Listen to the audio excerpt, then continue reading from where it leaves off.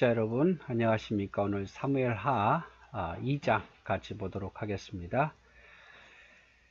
자, 2장에서 그 후에 다윗이 여호와께 여쭈어 아뢰되 내가 유다 한 성읍으로 올라가리이까 여호와께서 이르시되 올라가라. 다윗이 아뢰되 어디로 가리이까 이르시되 헤브론으로 갈지니라. 자, 이제 사울은 죽고 요나단도 죽었지요. 이스라엘과 블레셋과의 전쟁에서 블레셋이 이기고, 그래서 이제 사울이 죽었기 때문에 더 이상 다윗이 블레셋 땅에 있을 이유가 없어졌습니다. 이제 자기를 죽이려는 사람이 없을 거니까. 그래서 하나님께 묻습니다. 하나님, 제가 유다의 성읍으로 가도 될까요? 가라. 어디로 갈까요? 헤브론으로 가라. 이렇게 말하죠.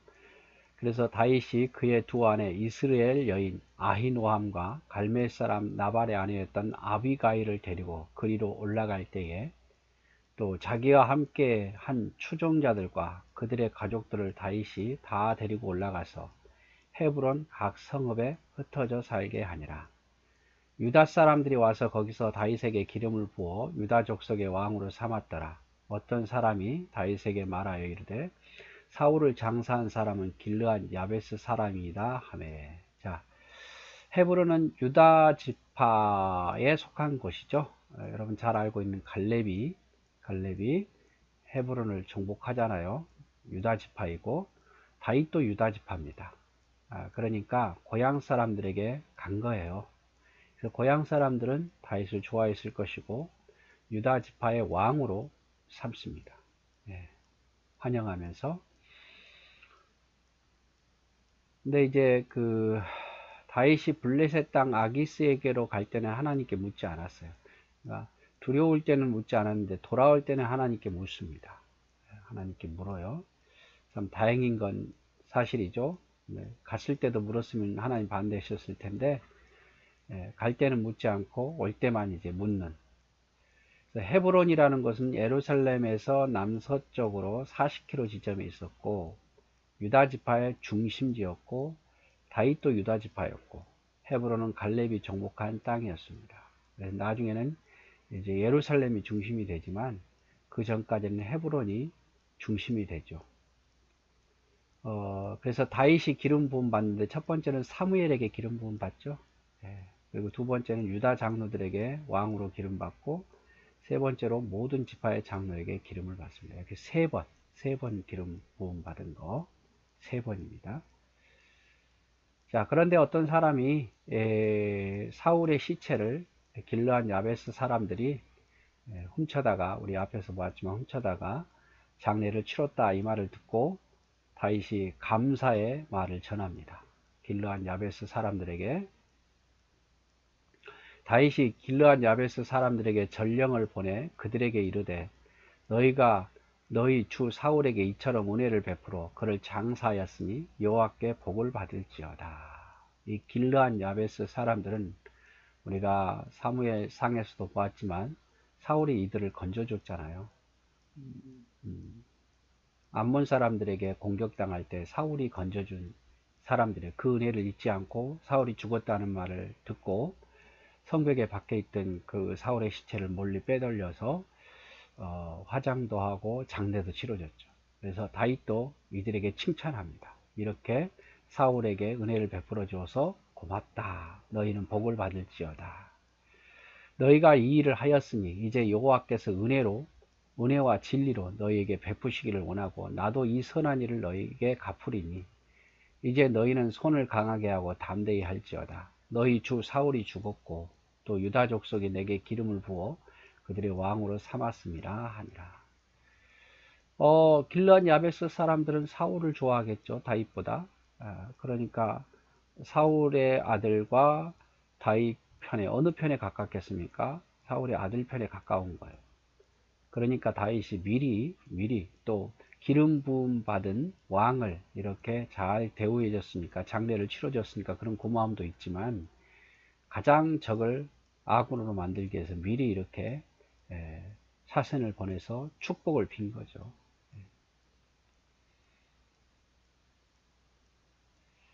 사울의 군사령관 넬의 아들 아브넬이 이미 사울의 아들 이스보셋을 데리고 마하나임으로 건너가서 길르앗과 아술과 이스라엘과 에브라임과 베냐민과 온 이스라엘 왕으로 삼았더라. 다윗은 유다 지파 중심의 왕이었지만 사울의 아들 이스보셋은 나머지 지파의 왕이었어요.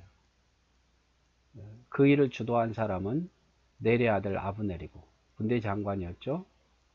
한마디로 사울과 사촌이고, 이스보셋과는 어떻게 보면은 어떻게 보면 뭐라고 이야기할까요? 한 삼촌 정도 될까요? 사울이 아들 이스보셋이 이스라엘 왕이 될 때 나이가 40세이며 2해 동안 왕에 있었더라. 얼마 못했어요.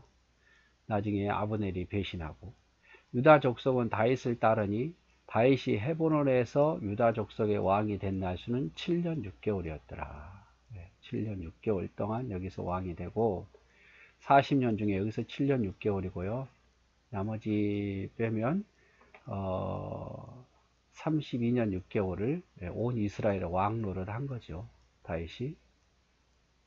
자, 보면 다윗은 유다 중심으로 해서 왕이 되었고, 헤브론 중심으로, 그리고 이스보셋은 마하나임 중심으로 이렇게 왕이 되었습니다. 아브넬에 의해서.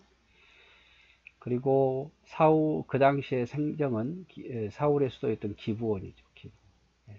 기브온인데 여기서 서로 전투를 벌린 거예요. 이 땅을 차지하려고. 그래서 다윗은 유다의 왕이 되자 길르앗 야베스 사람들에게 감사의 마음을 전합니다. 사울의 시체를 거두어 준 거죠. 당연히 사울의 편이었을 건데, 정치적인 관점에서 볼 때 또 뭔가 좀 지혜를 발휘한 거고, 종교적인 마음으로 볼 때는 순수한 거죠. 사울의 군대 장관이었던 아브넬은 사울의 아들 이스보셋을 앞세워 요단 동쪽 마하나임에 수도를 정하고 나라를 세웁니다. 그래서 유다 외의 왕이 되죠. 넬의 아들 아브넬과 사울의 아들 이스보셋의 신복들은 마하나임에서 나와 기브온에 이르고, 수르의 아들 요압과 다윗의 신복들도 나와 기브온 못가에서 그들을 만나 함께 앉으니 이는 못 이쪽이요 그는 못 저쪽이라. 아브넬이 요압에게 이르되 원하건대 청년들에게 일어나서 우리 앞에서 겨루게 하자. 요압이 이르되 일어나게 하자 하매 그들이 일어나 그 수대로 나아가서 베냐민과 사울의 아들 이스보셋 편에 12명이요 다윗의 신복 중에 12명이라. 각기 상대의 머리를 잡고, 이렇게 상대의 머리를 잡고 누가 더 용맹한가 두려워한가 도망가가 안 하면서 서로 칼로 상대방의 옆구리를 찌르는데, 하나도 도망가지 않으니까 다 일제히 그냥 죽은 거예요. 24명이 한꺼번에. 그러므로 그곳을 헷갈 핫수림이라 일컬었으며 기브온에 있더라. 그날의 싸움이 심히 맹렬하더니 아브넬과 이스라엘 사람들이 다윗의 신복들 앞에서 패하니라. 이 기브온에서 이 전쟁이 일어났는데요, 중요한 곳이거든요. 이걸 누가 차지하냐에 따라서 승패가 좌우돼요. 그런데 다윗을 따르던 군사가 이기죠. 이겨요. 그런데 그 전에 서로 아브넬과 이 요압이 우리 서로 12명씩 선택해서 우리 게임하자. 그래서 서로 군사를 머리를 서로 잡고 칼로 찌르기. 그래서 누가 하나라도 도망가면 그쪽이 지기. 뭐 이런 식으로 한 거예요. 사람 생명 가지고. 그러다가 이제 전쟁에 이제 그 다음 전쟁을 했는데 요압 편이 이기죠. 요압에 있는 군사들이 아브넬의 군사들을 이깁니다. 그래서 그날의 싸움이 맹렬하더니 아브넬과 이스라엘 사람들이 다윗의 신복들에 패했더라. 그래서 다윗의 패는 요압이고 사울의 아들 이스보셋 패는 아브넬이 군대의 책임자죠. 그래서 요 지도를 좀 볼까요? 뭐 순서인데, 아론의 아들이 나답, 아비우, 엘르아살 쭉 가다가 뭐 여기 중간에 끊어졌는데 사무엘의 엘리 대제사장, 그 다음에 아히멜렉으로 이어지고 아비아달 대제사장은 이렇게 이어지고, 다윗 왕 수르야, 수리아의 아들들이죠. 다윗의 어떻게 보면 누나에 관련된데 요압, 아비새, 아사엘. 그래서 다윗의 큰 부인은 비갈, 자녀가 없었고 아히노암은 암논이고 아비가일은 길르압이고 마아가는 압살롬이고 핫깃은 아도니아고 아비달은 스바랴 에글랏은 이드리엠 바세바는 스마 소압 나다 솔로몬. 그래서 중요한 거는 이 암논, 나중에 암논이 또 다말을 이렇게 취하잖아요. 또 압살롬이 그걸 복수하고 마가의 아들 압살롬, 핫깃의 아들 아도니아가 또 나중에 장자가 되고 솔로몬과 또 경쟁하죠. 이런 형태로 되어 있습니다. 그래서 다윗도 굉장히 아내가 많죠. 네. 네, 18절. 그곳에 수리아의 세 아들 요압과 아비새와 아사엘이 있었는데 아사엘의 발은 들로르같이 빠르더라. 수리아는 다윗의 누이입니다. 그래서 그 누이에게서 난 아들이 요압과 아비새, 아사엘인데 결국 다윗과 친척이에요, 친척. 그 중에 아사엘은 굉장히 발을 빠른 사람이었는데 아사엘이 아브넬을 쫓아 달려가서 좌우로 치우치지도 않고 아브넬의 뒤를 쫓으니 아브넬이 뒤를 돌아보며 이르되 아사에라 아사헤라 너냐 대답하되 나다. 아브넬이 그에게 이르되 너는 왼쪽으로 오른쪽으로나 가서 우리 편에 있는 청년 하나를 붙잡아 그의 군복을 빼앗으라 하되 아사엘이 그렇게 하기를 원치 아니하고 그의 뒤를 쫓으매 이 아사엘이 발이 빠르니까 아브넬을 기어이 잡고자 한 거죠. 아브넬은 사울의 편에 군대 장관 아닙니까? 그래서 군대 장관을 잡으면 자기가 큰 공을 세우기 있기 때문에 계속 쫓아가는 거예요. 아브넬은 계속해서 날 쫓지 말고 다른 사람 쫓아라. 너 죽는다. 이런 거 한 거죠.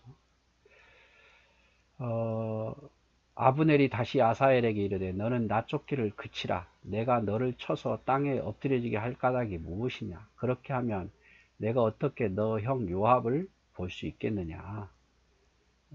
나름대로 자비를 베푼 거죠. 하지만 아사엘이 물러가기를 거절하며 아브넬이 창 뒷끝으로 그의 배를 찌르니 창이 그의 등을 꿰뚫고 나간지라. 곧 그곳에 엎드려져 죽음에 아사엘이 엎드려 죽은 곳에 이르는 자마다 머물러 섰더라. 슬픔을 애도하는 거죠. 제일 분노할 사람이 누굽니까? 요압이죠. 요압. 자기 동생이 죽었으니까 아브넬이 죽였으니까요. 나중에 기어코 복수합니다. 자, 요압과 아비새가 아비넬의 뒤를 쫓아 기브온 거친 땅 길 가기야 맞은편 기야 맞은편 암마산에 이를 때에 해가 졌고 베냐민 족속은 함께 모여 아브넬을 따라 한 무리를 이루고 작은 산 꼭대기에 섰더라. 계속해서 전쟁이 되는 거죠. 아브넬이 요압에게 외쳐 이르되 칼이 영원히 사람을 상하겠느냐 마침내 참혹한 일이 생길 줄 알지 못하느냐 내가 언제 무리에게 그의 형제 쫓기를 그치라 명령하였느냐. 아브넬이 먼저 화친을 청하죠. 이러다 우리 다 죽는다. 그럴 필요가 없다. 이렇게 말하죠. 그래서 요압이 이르되 하나님의 살아계심을 두고 맹세하노니 내가 말하지 아니하였다면 무리가 아침에 각각 다 돌아갔을 것이요 그의 형제를 쫓지 아니하였으려 하고 요압은 나팔을 불매 온 무리가 머물러 서고 다시는 이스라엘을 쫓아가지 아니하고 다시는 싸우지도 아니했다.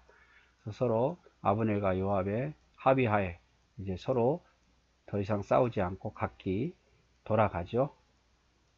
그래서 아브넬과 그의 부하들이 밤새도록 걸어서 아라바를 지나 요단을 건너 비드론 온 땅을 지나 원래 마하나임으로 돌아가고 요압이 아브넬 쫓기를 그치고 돌아와 무리를 다 모으니 다윗의 신복 중에 19명과 아사엘이 없어졌으나 다윗의 신복과 베냐민과 아브넬에게 속한 자들을 쳐서 360명을 죽었더라. 그래서 더 많이 아브넬 편에서 죽었죠. 무리가 아사엘을 들어올려 베들레헴에 있는 그의 조상 묘에 장사하고 요압과 그의 부하들이 밤새도록 걸어서 헤브론에 이른 때에 날을 밝았더라.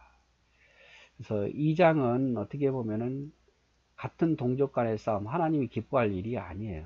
동족 간에 서로 싸워서 이렇게 많은 사람이 죽게 되죠. 특별히 요압의 아들 아사엘이 죽게 되고 그로 인해서 요압은 아브넬에게 악감정을 가지게 됩니다.